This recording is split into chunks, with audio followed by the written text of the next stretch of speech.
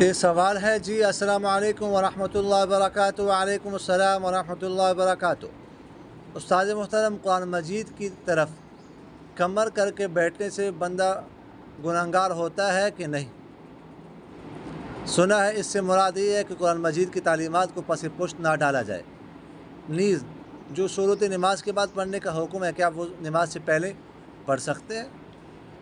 دیکھیں، پشت کر کے یا پیٹ کر کے ویسے بیٹھنا تو نہیں چاہیے، لیکن اگر بیٹھ جائے تو کوئی گناہ نہیں ہے، ٹھیک ہے۔ یہ ہر جگہ ممکن نہیں ہوتا کہ آپ پشت کی بغیر بیٹھ جائے۔ رش ہے حفظ کی کلاسوں میں، اب حرم شریف میں جائیں گے، ہر بندہ جو ہے نا وہ کہے کہ جو ہے نا وہ میں کسی کے پیچھے نہیں بیٹھوں گا، تلاوت بھی کروں گا۔ کیا ممکن ہے؟ بڑی مساجد میں کیا ممکن ہے؟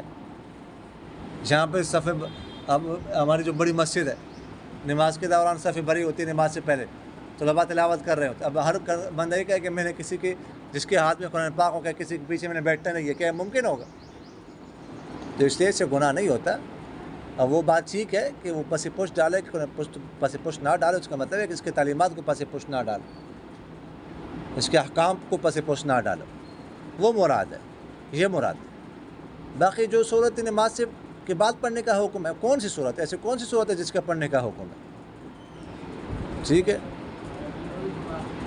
نہیں، وہ تو نماز کے بعد پڑھنے کا حکم نہیں ہے،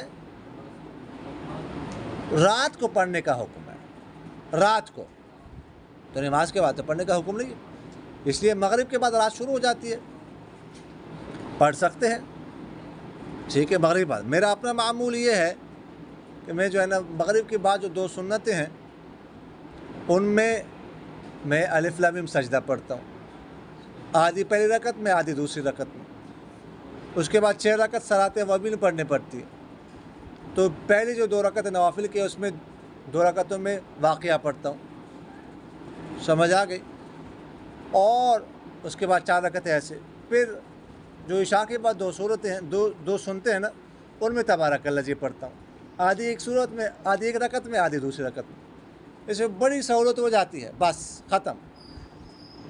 الگ سے بیٹھنا، اگر بیٹھیں گے پڑھیں گے تو انسان مصروفیات ہوتی ہے، یہ بھول جاتا ہے، انسان یاد نہیں رہتی۔ اس میں بڑی سہولت۔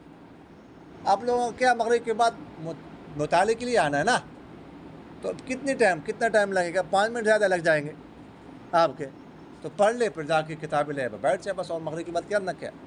عشاء کے بعد اگر آپ پڑھیں گے سورتوں میں تبارک الذی، تو 2 منٹ آپ کے اضافی شاید لگ جائے، بس 3 منٹ اضافی لگ جائے بس، اور کیا ہے؟